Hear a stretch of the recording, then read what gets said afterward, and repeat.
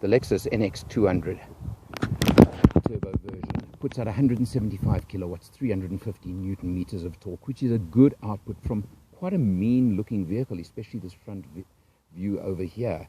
Moving around the car, you'll see this is the F Sport version, so it does have quite a few extra little bits of body kit, etc., to make it even more aggressive looking, I'd say. This is the top of the range model, retails at 660,000 Rand. The 2-litre turbo engine, it's a first for Lexus, and very adequate outputs, as I said, 175 kilowatts. The car is a permanent 4-wheel drive and has a diff lock as well. So although they call this the smaller SUV in the range from Lexus, it is no small car and certainly not small on performance.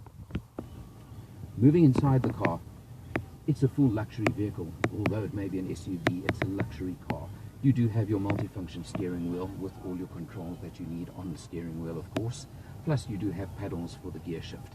And talking about the gearbox, 6-speed automatic with a multi-mode setting as well. So you can change from Eco, Normal, Sport, and even Sport Plus. When you do adjust them, particularly into the Sport Plus mode, which I tried on the freeways, it certainly gives you gearing ratio changes and makes the car quite a bit more aggressive to drive and really gives you that extra sporty feel that you may want.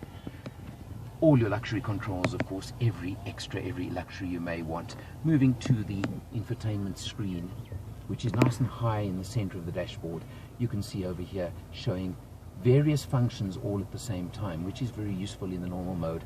Full navigation as well. And talking of the navigation, something that I'm not sure whether I liked or didn't like, but it actually has a mouse pad, very, very sensitive mouse pad over here on the center console, where you do your navigation and where you program the infotainment system. Very sensitive. I found it quite difficult, but I'm sure a lot of people would get used to it. Your full luxury trim throughout the vehicle, throughout the cabin, which is nice. You've got storage boxes with the USB port inside there as well, which is very useful. You also obviously do have your normal cup holders. And then on the F Sport version, 660,000 Rand, does also buy you a sunroof, where you can open up and bring in more light, or of course electrically operated as well. So that is one of the extra features on the F Sport version. Back seat of the car, you'll see lots of legroom in the back for any large person, and more than enough headroom as well with my hat on.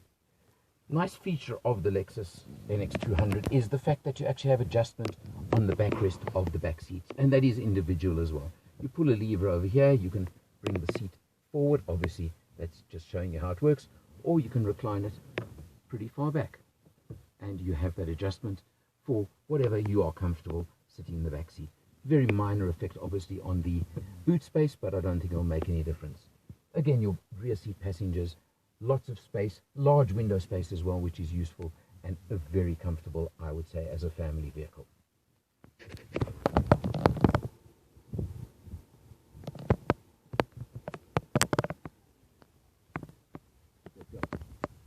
Moving into the boot, you've got a very well-shaped, regular, large boot space over here with an adjustable flap if you do want to even load a little bit higher and add extra load for it. But a family size boot, there's no doubt.